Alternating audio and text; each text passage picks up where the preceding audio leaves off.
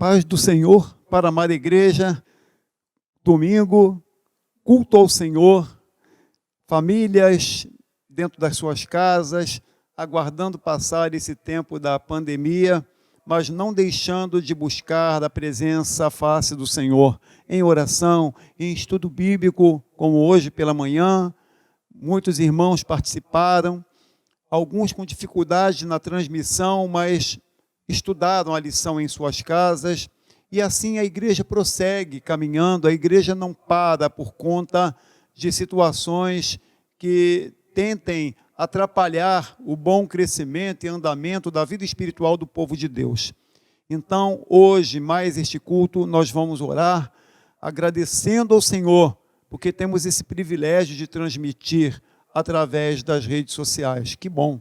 Que Deus esteja sendo glorificado, que o nome do Filho de Deus, Jesus Cristo, venha a ser adorado por você, em sua casa, por todos aqueles que estão alcançando as imagens dessa transmissão. Que Deus esteja abençoando, que o Espírito Santo de Deus esteja trabalhando em nossos corações. Vamos orar ao nosso Pai Celestial. Pai bendito e santo, pelo nome de Jesus, nós abrimos este culto e na Tua presença, Senhor, nós Te adoramos, Te bendizemos. Também Te pedimos, ó Pai, que Tu nos perdoes, Senhor, porque, ó Deus, Tu sabes da nossa humanidade, como somos imperfeitos e como tem, Senhor, sido difícil para cada um de nós que estamos acostumados a transitar, a andar livres, ó Deus, a adentrar ao Teu templo com voz de júbilo e adoração e não poder fazer, Senhor. Por tanto tempo tem passado e ainda estamos, ó Deus, aguardando tudo isso passar. Por isso, ó Deus, venha nos ajudar, nos perdoar. Se porventura saiu uma palavra de murmuração, Senhor, uma dúvida, Senhor, ó Deus amado, ajuda-nos, acrescenta-nos a fé, Senhor, e que o Teu Espírito Santo venha encher as nossas vidas neste culto, ó Pai, venha transbordar o nosso cálice na presença do Senhor, nosso pastor. Abençoa, Jesus, receba a nossa adoração, Senhor, chega ao trono da Tua glória, os louvores que serão levados a Ti, Senhor, porque nós vivemos e nos movemos e existimos por Tua causa, Senhor. Não temos outro prazer, ó Deus amado, nesta vida, senão de Te adorar, de buscar a Tua face, de pensar nas coisas que são de cima, onde Tu estás assentado à destra do Pai. Abençoa-nos, ó Deus, em nome de Jesus, ser com cada família, com cada irmão, com cada um individual, Senhor, que está agora participando conosco. Assim nós oramos, amém. Glória a Deus. No capítulo 7 do Evangelho de João, nós temos um versículo, no 37, o versículo 37, que nos fala assim: e no último dia, o grande dia da festa, Jesus pôs-se em pé e clamou dizendo: se alguém tem sede, venha a mim e beba. Quem crê em mim, como diz a Escritura, rios de água viva correrão do seu ventre. Na outra versão atualizada, correrão do seu interior. Olha, o elemento chamado água, que é imprescindível para a vida, é um dos símbolos usados na Bíblia para falar sobre a triunidade de Deus, principalmente o Espírito Santo, que aqui Jesus está se referindo a ele quando ainda muitos não conheciam, porque Jesus ainda não havia sido glorificado para enviar o Espírito Santo. Rios de água viva, água e pão, são dois símbolos bíblicos que também para nós são essenciais para a nossa sobrevivência, para o nosso sustento físico. E é justamente isto que Jesus está aqui se apresentando ser para todos aqueles, para que houvesse no meio do povo uma compreensão. Jesus usou essa pedagogia para mostrar para as pessoas quem Ele era e o que Ele poderia fazer por cada um de nós. Então, que nesta noite, neste culto também, você possa ser tomado, saciado, inundado por esta água viva que vem do alto trono de Deus para o seu coração. Aproveite este momento de culto em que estamos juntos para receber de Deus a ministração da palavra do Senhor, pelo Espírito Santo que inspirou, com certeza, a mensageira desta noite para falar ao seu coração e ao meu também. Vamos receber de Deus, mas antes vamos adorá-lo, porque Deus habita no meio dos louvores, e quando nós adoramos o Senhor, nós criamos um ambiente propício espiritual para a ministração da palavra, e ela entrar, é como uma mesa bem posta, de uma refeição que nós vamos fazer, e que assim, aguça o nosso apetite por ver tudo bem preparado e bem temperado. Que neste culto o Senhor esteja servindo a você como pão vivo que desceu do céu e saciar a sua fome e também a sua sede com a água viva que vem da palavra do Senhor. Vamos adorar? Os nossos músicos estão já ali com toda a unção, buscando ao Senhor e preparados para, junto com você, adorar a Jesus em espírito e em verdade. Adoremos ao Senhor.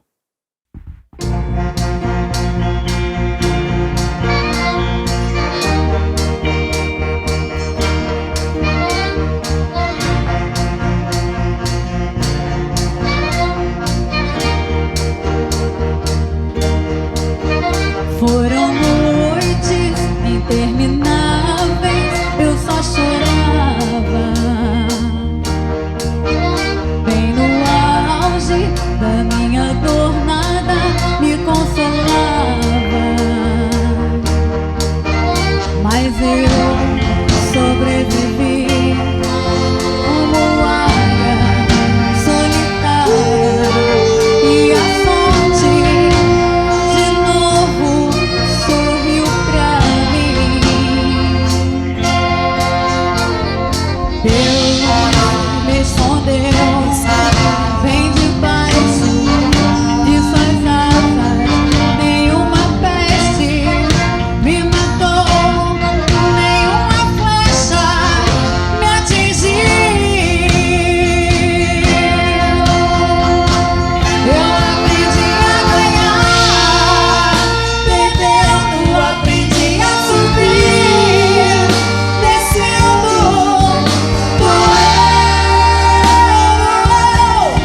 mas eu cresci e cresci de novo, aparecendo, desaparecendo, e o poder de Deus na minha fraqueza se aperfeiçoou. Coisa boa chegando, tem algo acontecendo, e não importa o que eu sofri, o que importa é que eu sobrevivi. Coisa boa chegando, tem algo acontecendo, e não importa o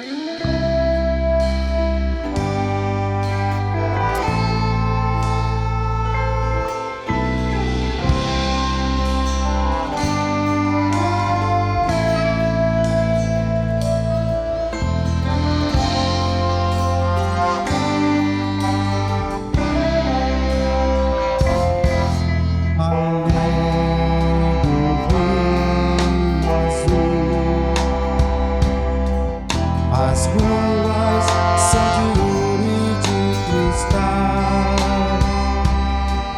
Ali tudo é vida, ali tudo é paz. Onde nunca mais tristeza e dor. Nunca mais.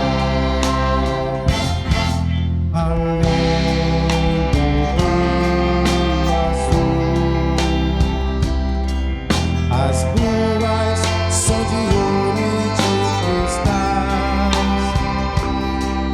Ali tudo é vida, ali tudo é paz. Morte e nunca mais tristeza e dor. Nunca mais.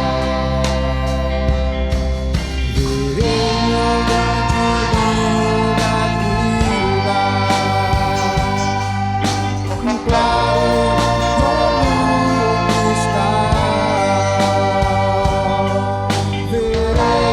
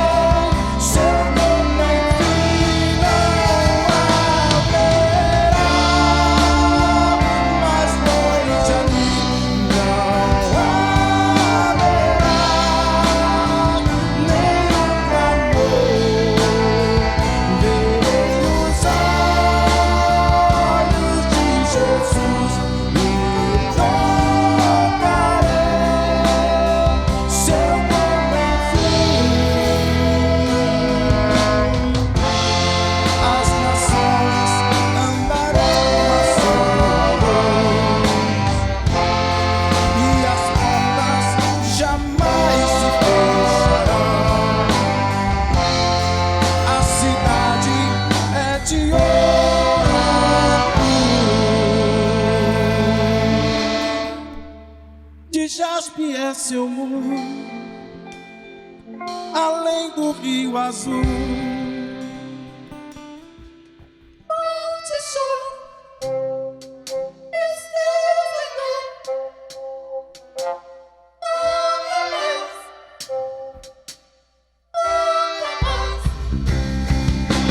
Morte sou, tristeza e dor.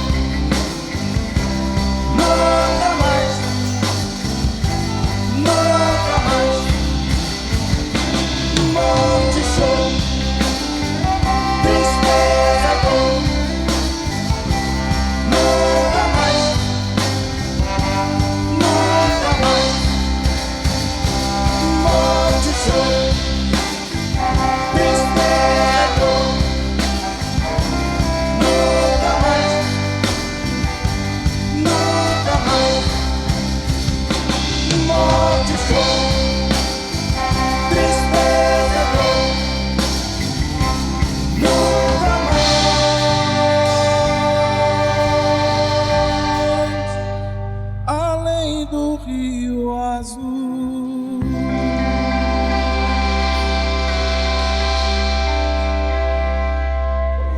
paz do Senhor da igreja, irmã Valéria Rio de Janeiro, eu gostaria de partilhar uma palavra que o Senhor tem colocado no meu coração. Eu tenho visto muito na Bíblia a referência a rios de águas vivas, e eu observei que vários profetas relatam esse rio de águas vivas, mas eu gostaria de destacar apenas Isaías 44:3, quando ele diz: derramarei água sobre os sedentos e rios sobre a terra seca. Derramarei o meu espírito sobre a tua posteridade e a minha bênção sobre os teus descendentes.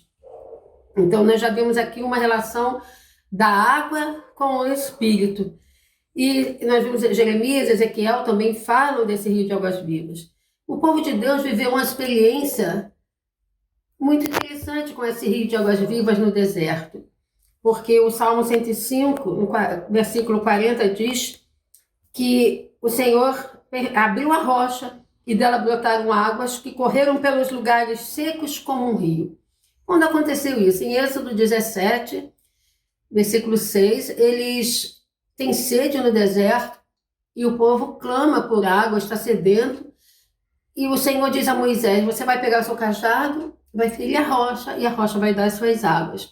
E assim Moisés fez, ele feriu a rocha e esse rio de águas vivas correu pelo deserto e o povo bebeu, e o povo ali teve um livramento de morrer de sede no deserto, teve a restauração da sua vida física, das suas forças. Era uma água natural, mas a experiência era uma experiência sobrenatural. E nós vemos que em Números 20, novamente o povo de Deus tem sede. Sabemos que eram milhares de pessoas naquele deserto, e o povo murmurava contra Moisés porque não tinha água. E Moisés clama ao Senhor, e o Senhor diz: Moisés, você vai pegar o seu cajado, mas você dessa vez vai falar à rocha. Só que Moisés não prestou atenção na ordem do Senhor, porque o povo o irritava muito com suas murmurações. E Moisés novamente bate com o cajado na rocha. Pela misericórdia de Deus, as águas brotaram, mas o Senhor repreendeu duramente Moisés, e ele, inclusive, disse que Moisés não entraria por isso na terra prometida, porque não glorificou o seu nome diante da congregação. E nós vimos que essa experiência, essa água que brotou, era uma água natural, mas a experiência era sobrenatural. Por quê? Porque Paulo vai nos explicar isso em 1 Coríntios, no capítulo 10, no verso 4, quando Paulo diz assim: beberam todos de uma mesma pedra espiritual, porque beberam da pedra espiritual que os seguia. E essa pedra era Cristo. Então Paulo teve por revelação que aquela rocha lá no deserto, de onde brotavam rios de água que corriam pelas terras secas do deserto e matava a sede natural do povo, aquela rocha era Cristo. E nós vemos outras referências a Jesus como a rocha da nossa salvação, como a rocha de Israel, a rocha cuja obra é perfeita, a rocha eterna. E então nós vimos que o povo bebeu uma água natural, mas viveu uma experiência sobrenatural, porque era uma experiência profética que apontava para algo que seria concretizado muitos séculos depois, quando Jesus ele se revela à samaritana como a fonte que jorra para a vida eterna. E em João 7, 37 a 39, nós vemos Jesus falando desse mesmo mistério para uma multidão na festa dos tabernáculos em Jerusalém. Quando Jesus, no último dia da festa, se levanta e diz: se alguém tem sede, venha a mim e beba.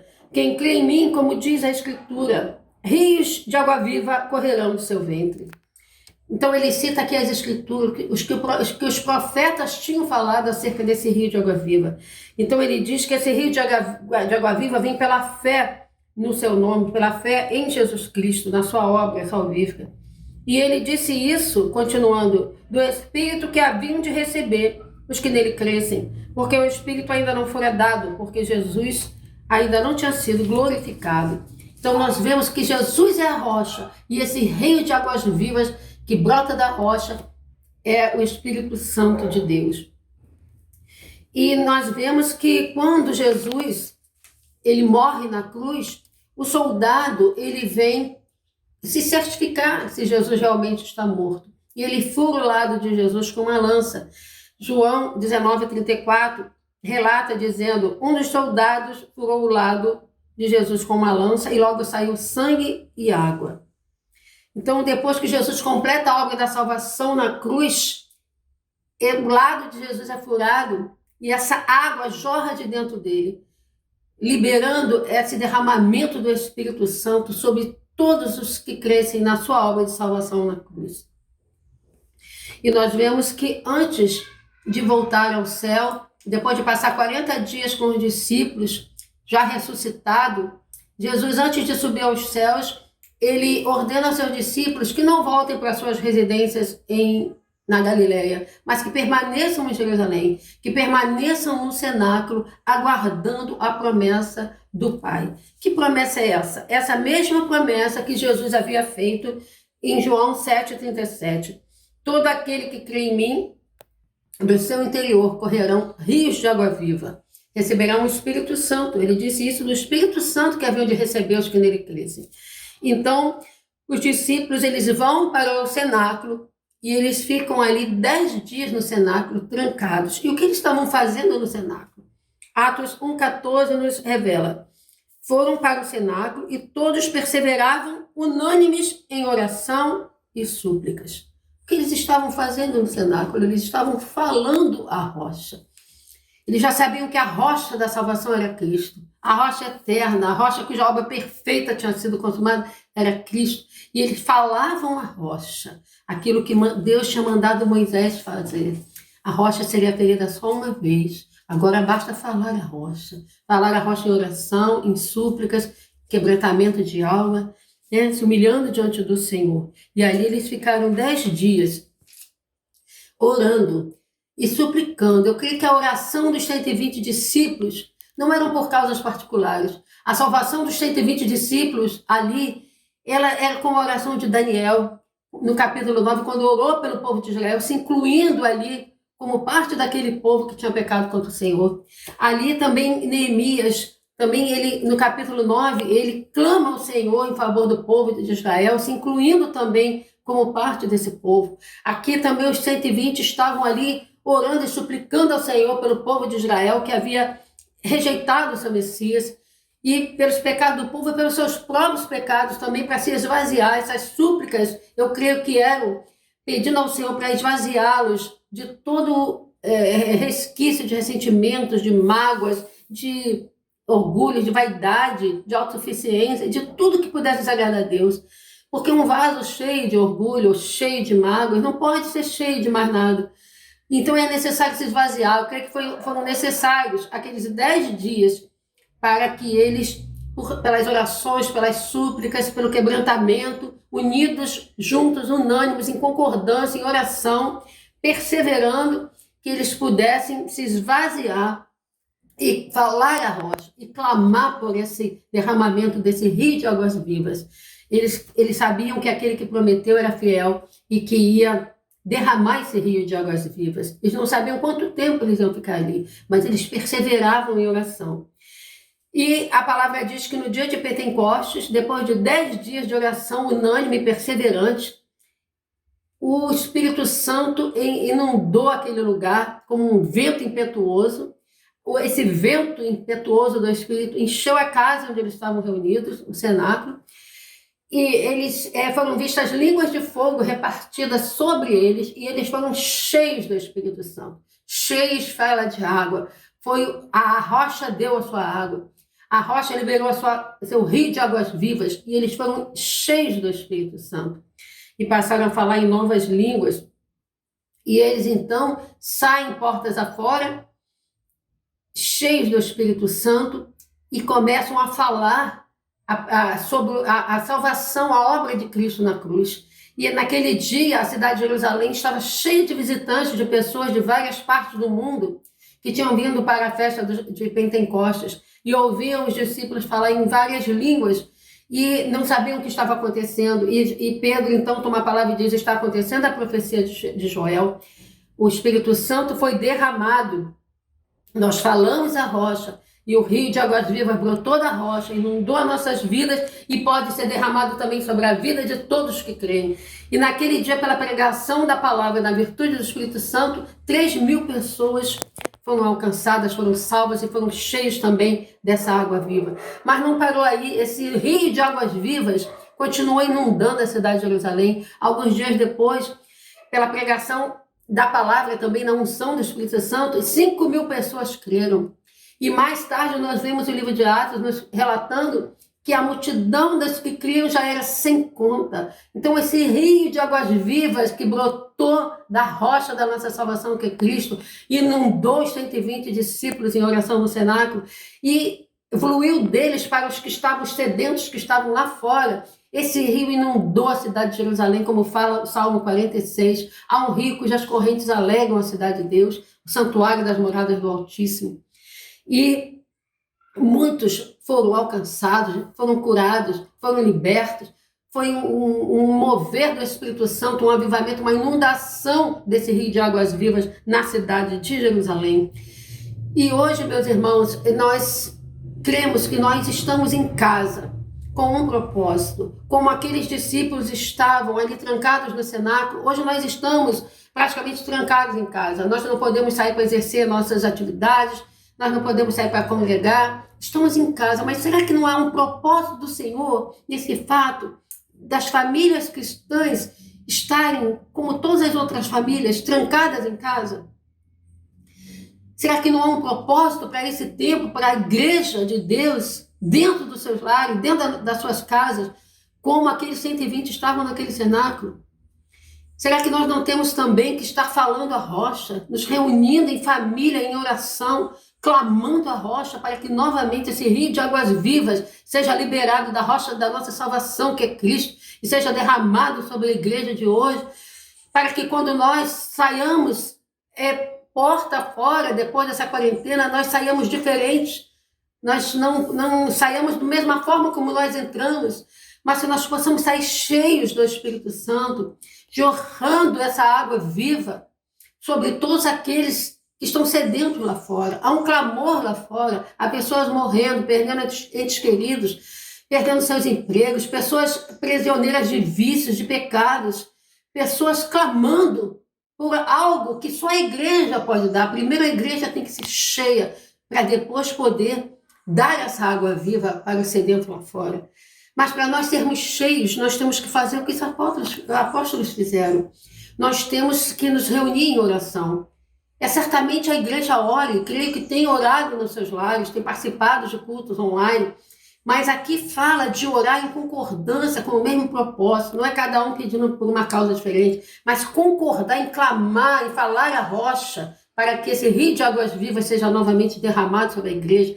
Porque a palavra diz que a promessa diz respeito a vós, a vossos filhos e a todos que estão longe, e a todos quantos Deus nosso Senhor chamar. Essa promessa não era só para os tempos de Pentecostes, para os tempos da igreja primitiva, essa promessa para nós hoje, esse novo derramamento do Espírito Santo sobre as nossas vidas. Aqueles que já foram batizados com o Espírito Santo poderão ser renovados, aqueles que nunca foram batizados poderão ser cheios desse rio de água viva, e a igreja experimentar um grande avivamento espiritual.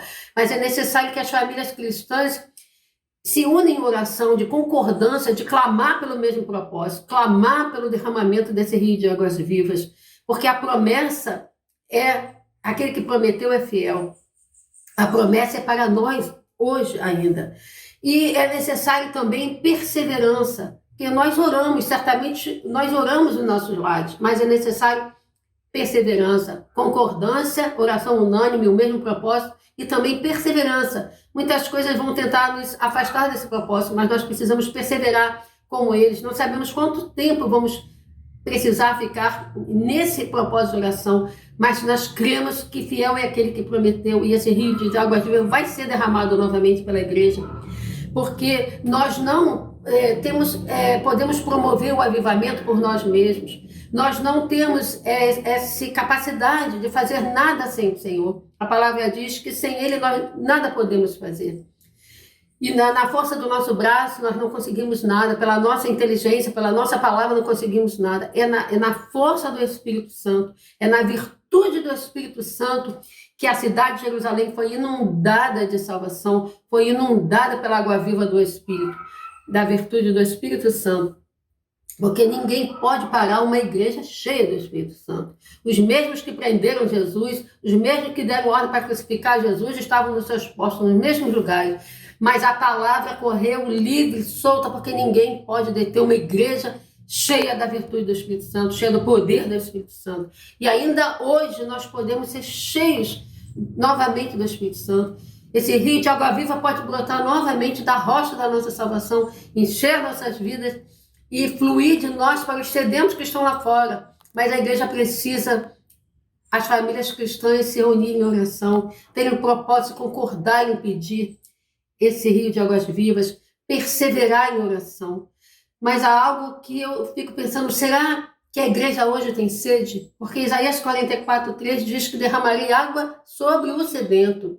Jesus diz em João 7:37, aquele que tem sede, venha a mim e beba. Então, a água é para quem tem sede. A água foi derramada lá da rocha no deserto porque o povo estava com sede. Então, o povo tem que ter sede. A igreja tem que ter sede. Se a igreja não tiver sede, não reconhecer que está seca, que está estéril, que não está produzindo os frutos que seriam esperados na sua geração, a igreja não vai clamar por essa água viva. Nós precisamos clamar como eles clamaram. Senhor, nós temos sede de Deus. Derrama esse rio de águas vivas sobre nós e que esse rio possa fluir de nós, os sedentos que estão lá fora, para a glória do teu nome. Em nome de Jesus, agradeço essa oportunidade. Amém. Glória a Deus, que maravilha! Recebi de Deus nos louvores, recebi de Deus através da palavra pregada. E agora também vamos ofertar a Deus, porque quando nós dele recebemos, por que também não retribuir? E o que daremos ao Senhor por todos os benefícios que nos tem feito? Nós damos a nossa vida, entregamos para Ele o nosso ser. Nossa vida pertence a Jesus. E o que Ele determina para fazermos pela obra dele? Participar, trabalhar na seara do Mestre, evangelizar, mas também contribuir, porque são as contribuições que têm mantido a casa do Senhor aberta e a despensa do Senhor com alimento, não só o feijão com arroz, que são as cestas básicas para atender famílias carentes, estou falando de alimento espiritual, porque quando nós temos condições de manter mulheres de Deus, homens de Deus, na presença do Senhor, administrando a casa de Deus, nós estamos contribuindo de uma forma tremenda para que muitas pessoas possam receber do celeiro do Senhor, que são as igrejas denominacionais. Então, para que haja mantimento na casa do Senhor, nós precisamos obedecer à voz do Espírito Santo, quando lá em Malaquias, no capítulo 3, no verso 10, ele diz que devemos trazer todos os dízimos à casa do Senhor.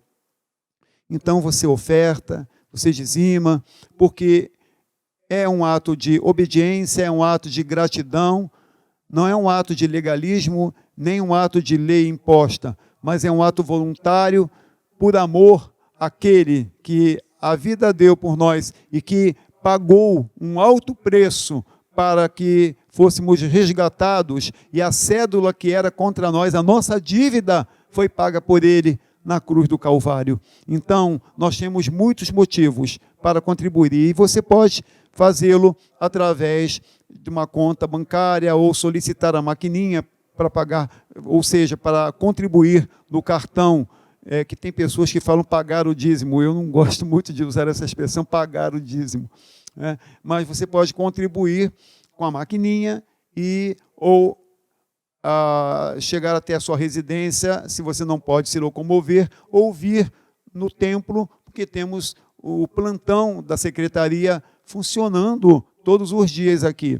Basta também que você se comunique através do WhatsApp ou do telefone, e assim nós estaremos em contato com o irmão. Nós vamos agora encerrar este culto, agradecendo ao Senhor por mais um domingo na presença dEle. Vamos orar ao Senhor nosso Deus. Pai santo e querido, nós te bendizemos, te agradecemos pela vida da tua serva que nos trouxe essa palavra. Ó Deus, abençoa ela, sua casa, sua família, Senhor Deus.